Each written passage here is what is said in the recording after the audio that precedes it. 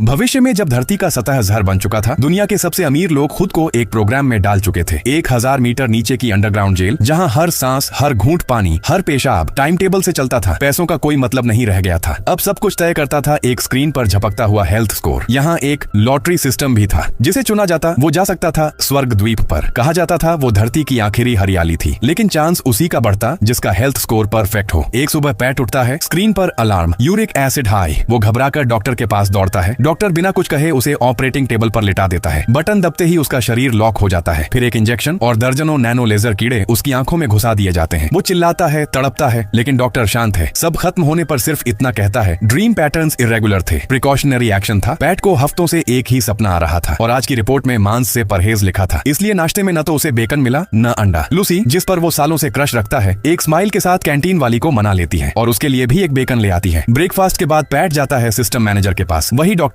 सपना ड्रा करके दिखाओ, वो कहता है, और फिर पैट के दिमाग में एक माइक्रो डिवाइस फिट कर देता है। शाम को लॉटरी का ऐलान होता है, विनर लूसी। पूरा अंडरग्राउंड उसे देख रहा है। कोई उसे गले लगा रहा है, कोई जल रहा है। 7 साल से जो लोग यहाँ फंसे हैं वो पूछते हैं, हमें क्यों नहीं। अगले दिन एक प्रेग्नेंट औरत लैब में गिर जाती है। सब ताली बजाते हैं क्योंकि यहाँ प्रेगनेंसी भी स्वर्ग द्वीप की फास्ट पास है। पैट अब हर चीज को लेकर डिस्टर्ब है। वो अपनी मशीन खराब करता है ताकि मेंटेनेंस वर्कशॉप जा सके अपने दोस्त से मिलने, लेकिन दोस्त साफ कह देता है, हमारा रिश्ता किसी को मत बताना वरना हम दोनों मारे जाएंगे। तभी पैट को हवा में कुछ उड़ता दिखता है, एक असली जिंदा कीड़ा। वो उसे पकड़कर माचिस की डिब्बी में बंद कर देता है। अगर धरती पर सब मरा हुआ है तो ये कहां से आया। उस रात वो सो नहीं पाता। फिर चोरी छिपे उस जगह वापस जाता है जहां वो कीड़ा मिला था। डिब्बी खोलता है और पीछे पीछे उस उड़ते कीड़े का पीछा करता है। सीढ़ियां, सुरंगें, थकान और आखिर में एक ढक्कन। जब वो ढक्कन खोलता है तो उसके सामने एक नई दुनिया होती है। वो झुककर ऊपर चढ़ता है, एक यूनिफॉर्म पहनता है और खुद को पाता है एक ऑपरेटिंग रूम में। टेबल पर जो औरत लेटी है वही है जो कल गिरी थी, प्रेग्नेंट औरत।